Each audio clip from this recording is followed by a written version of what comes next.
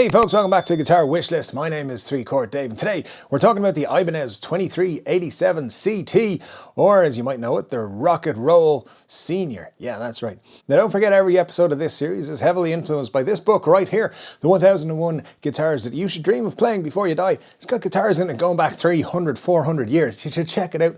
Very cool. Links in the description below. Now let's talk about this Ibanez. It's very cool, and a big thank you to Muddy H2O, a subscriber to the channel, who said that I should cover this guitar in a future episode. And here it is. If you want to have a guitar you like mentioned on an episode of Guitar Wishlist, just pop along to 3-Chord Dave live on Saturday, drop me a message, and we'll see what we can do. As we know, this is a lawsuit era guitar. Ibanez were like, hey, you know what? We can make American guitars better than American guitar companies can make American guitars. And so they did. They went and made some awesome guitars, pretty much. A few weeks ago, we covered the Destroyer, which is basically their take on the Explorer by Gibson. And of course, the Explorer, the V, and the Modern were Gibson's three big guitars at the 1958 NAMM show.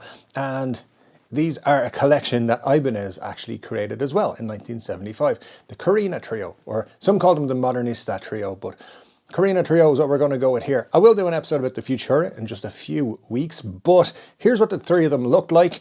And as you can see, they look like their Gibson counterparts. Except for the Modern copy. What the hell is that pickguard? What were you doing? Who came up with that? That's wrong. Anyway. This was, as I said, part of Ibanez's Oldies Series, and the Oldies Series featured many inspired by Gibson and a couple of inspired by Fender guitars. They ran from 1975 to 1978 when they were stopped by lawsuits and things, and they were revived later on. Now, the woods of these guitars are actually in dispute. So the catalogue, the actual Ibanez catalogue, says that they're made of solid ash. However, a lot of people actually think that they're made of Japanese sen, which is a wood that has a similar wood grain to solid ash.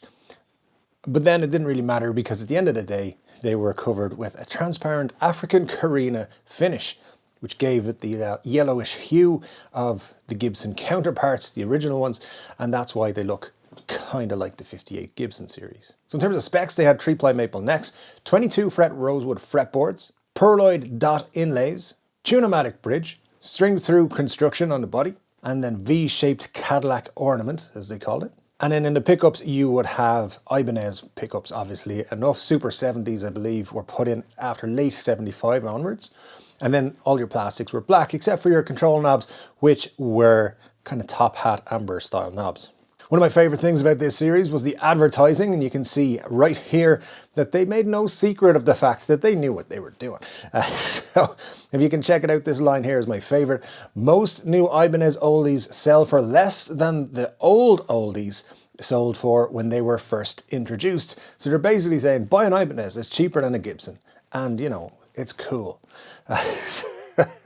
So that's it. As I said, but in 1975 and 1978, they made these guitars, but then 1978, they were told, you gotta stop doing that. So they did. And in 1982, Ibanez brought back the Rocket Roll with the Rocket Roll 2, which looked a little bit like this, which is kind of what my Flying V looks like. So I like it a lot.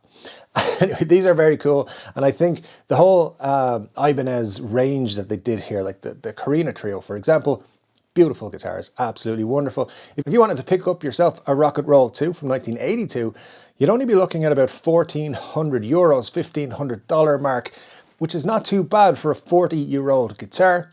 Less than I paid for mine.